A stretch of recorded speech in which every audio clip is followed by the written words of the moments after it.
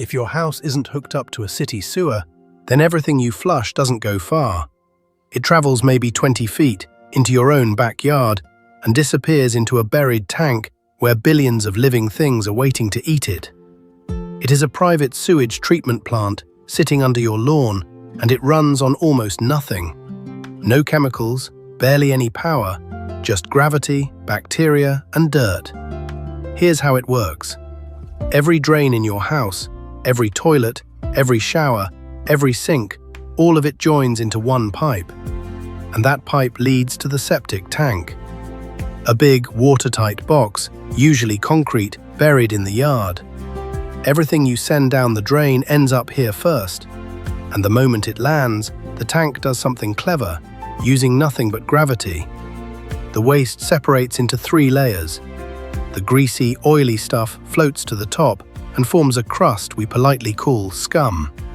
The heavy solids sink to the bottom as sludge, and in between you get a layer of cloudy liquid, the water that made up almost all of it to begin with. Now here is the part most people never think about.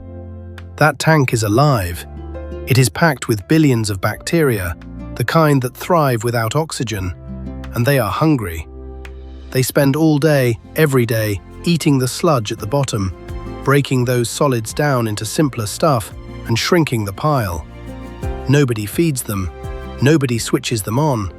They just live down there, quietly digesting your waste for free. Which is exactly why you have to be careful what you send down. Pour bleach, harsh chemicals, or antibacterial cleaners down the drain in bulk, and you are doing one thing: poisoning your own workforce. Kill the bacteria, and the whole system stops digesting and starts filling up. So the solids stay in the tank and get eaten. But that middle layer of liquid keeps rising, and when it reaches the outlet pipe, it flows out to the second half of the system, the drain field. This is a set of perforated pipes laid in long trenches of gravel buried out in the yard. The liquid seeps out of those pipes slowly and soaks down into the ground. And this is the final trick, the one that's easy to miss. The soil itself is the filter.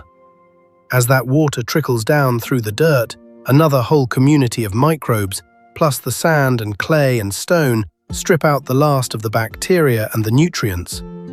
By the time it sinks deep enough to rejoin the groundwater, it has been cleaned. Not by a machine, by the ground. But let me be honest about the upkeep, because there is some. The bacteria can't eat everything. Grit, grease, and stubborn solids slowly pile up. So every 3 to 5 years, someone has to come and pump the tank out.